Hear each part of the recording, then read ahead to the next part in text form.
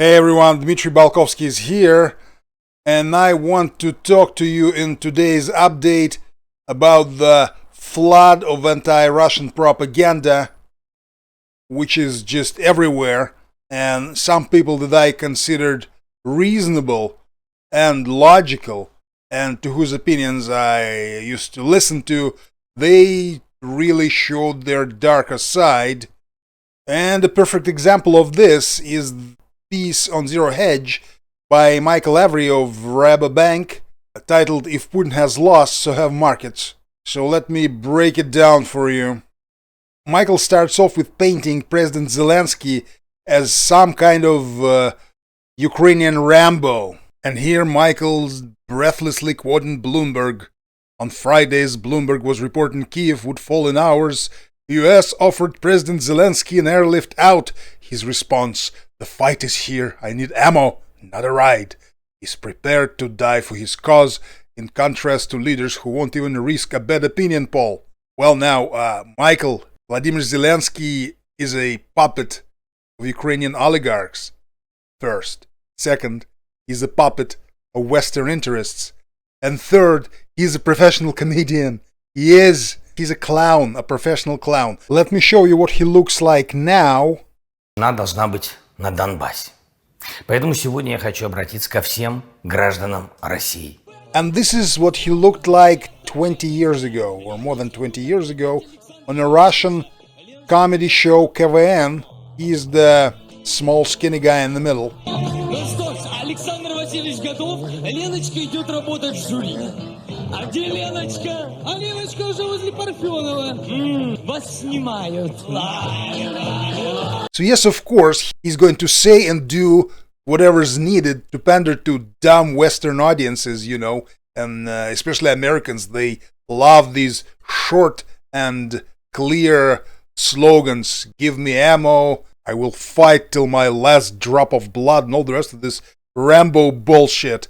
And you, Michael, take it seriously, or rather you pretend to take it seriously, because you're a smart guy. I know, I read your commentary. What is the issue here, Michael? Why is that? Why have you suddenly turned so simple-minded? Here he is, in shorts.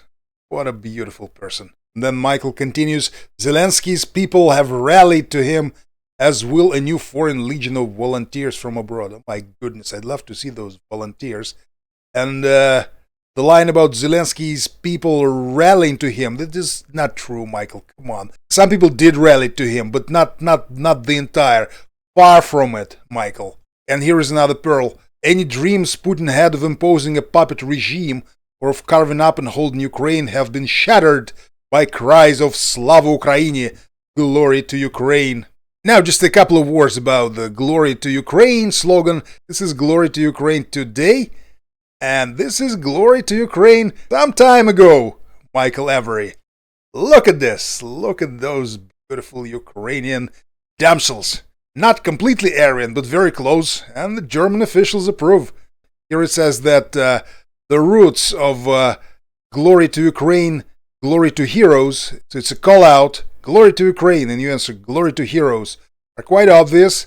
It is a natural copy of the very well-known German Nazi slogan Heil Hitler, Sieg Heil, glory to Hitler, glory to victory. So there we go, Michael. Does Rabobank approve glorifying Nazi slogans? Why are you so reckless and forgetting about any objectivity? What is this with you? Are you Ukrainian? Like you're married to Ukraine? What's up? You write good articles. Why do this? And here we have to give Michael Avery his due, because this phrase is absolutely correct, even though he twists it to show Russia's weakness. Russia's attempts to rapidly seize Kiev while minimizing losses to Ukrainian civilians and its infrastructure are resulting in massive losses on their side. Well, yes, you're right. Russia's attempts to rapidly seize Kiev and other towns, you know, they could have seized them in several hours. They could have bombed them to the ground, like English speakers like doing in countries where people with brown skins live, you know, like Iraq, Somalia, Libya, all those strange places. But Russia doesn't want to do that because Ukrainians are close to us. That's why. That's why we try to minimize the losses. And this is what the Ukrainian military does, by the way. Let me show you. And here's some footage of how Ukrainians conduct war by placing their military hardware among residential buildings. В жилой дом в Киеве. Михаил Акинченко собрал все кадры и свидетельства. Братан, смотри. Bro, look at this. They inserted their vehicles between two schools. That's how they fight, the brave Ukrainian army. This video was filmed in Mariupol. The third day of the Ukrainian operation clearly showed the strategy of the Ukrainian army to wage war on the sly, using children, women and peaceful residents for cover, hiding behind backs of those whom, according to Ukrainian generals' pronouncements, they are protecting. For example, this military vehicle is clinging to the wall of a high-rise building in the Solnechny district of the city of Kharkov, and this is Severodonetsk, long-range artillery in the schoolyard. Valiant Ukrainian warriors clearly feel safe here. They obviously understand that words and deeds of the Russian army are the same. I want to emphasize again that the fire is conducted only on the objects of the military infrastructure of Ukraine, avoiding any damage to residential and social infrastructure. Russian military's attempts to minimize losses are not taken out of thin air, it's for a reason. And then there is this. According to the Ukrainians, as of Sunday, Kiev claimed to have taken out 540 IFVs, 16 airplanes, 18 helicopters, 102 tanks, 504 APCs, and 5,000 soldiers. The latter is the third of the total losses suffered in the entire Soviet-Afghan War 1979-89. Well, according to the Russian Ministry of Defense, only 300 Russian soldiers were lost, or in the vicinity. I know that there is a propaganda war on both sides. I do not trust automatically any Russian source, but why not be objective and at least mention there are other estimates. 5,000 is 17 times more than 300, so why not just mention it? For objectivity's sake, why be a shell? I'm not saying that the Russian Ministry of Defense is completely correct, but Ukrainians give a lot of reasons to doubt them. Believe me, I live in Eastern Europe. Here is a great example. These are photographs, Russian spies and saboteurs being arrested by the dozen in the southeastern Ukrainian city of Odessa. So find something similar. Here's more. Here he is, that Russian villain, put into his place with his face into the corner. Here's another one, and another one. Have you noticed one thing in common in all these photographs? Well, they do not show a single face of these Putin's criminals. And you know why? Because you might recognize your alcoholic neighbor in one of them. That's why. That's psychological warfare, Ukrainian style. And one last example of how Ukrainian numbers or statistics are to be trusted. This is completely unrelated to war. That's a small article from Levensovka.ru. That's a district newspaper from a southern Russian oblast. And it says here, con men stopped calling you. Guess why? And you know why? I'll tell you why. Because there has been a pandemic of fraud phone calls for the past 3 years. Every single Russian with a telephone received several calls, and hundreds of people or thousands were defrauded of their funds. And you know what? People who are calling saying that they're from Sberbank, which is the largest Russian bank for retail banking, they all have heavy southern Russian accents. Yes, so they had farms of these people in Kharkov and Dnipropetrovsk. It isn't official information, They had real call centers full of con men calling Russians and trying to defraud them.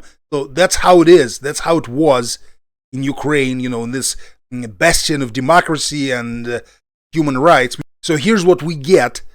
Con men stopped calling because Russia invaded, That's one of the probably benefits of this terrible situation. So please, and who really lost? It's not Putin.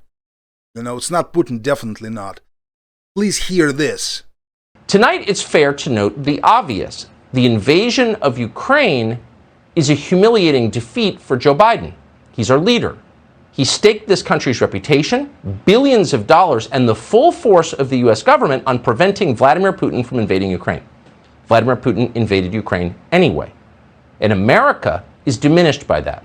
We're not simply weak. The United States government under Joe Biden is ridiculous. It's pompous, it's self-involved, it's long-winded, and fatuous. It's not so different from the fading old man who leads it. There's no hiding this. The rest of the world sees it clearly. So do many Americans. If watching the invasion of Ukraine this week made you feel a little sick, this is probably why. So it is the collective West, not only America, who lost. Because you guys were shown the middle finger. No one dared to do this before. Past 30 years. And you did nothing. You did nothing. And do not forget the mountains of debt and inflation and racial strife in your countries. Everything is hanging by a thin thread, you know. And the US dollar, you know, of all people, Michael Avery, the US dollar is based on confidence. So yes, you lost. And in other news regarding Ukraine, there is this piece that I've seen on several provincial websites, news websites in Russian, not in central info agencies yet. Representatives of Ukrainian regions declared the Federal Republic of Ukraine, Федеративная Республика Украины. Representatives of Kharkov, Nikolaev, Sumy, Chernigov, and other central, eastern, and southern regions declared a new state, Democratic Ukraine. And the declaration states, the peoples of Ukraine have long suffered, and only the necessity makes them to change the existing form of government. The history of the state of Ukraine, it is a set of numerous injustices and violence, whose aim was to establish despotism and neo-fascist dictatorship. So, my dear friends, my dear Westerners, listen to this.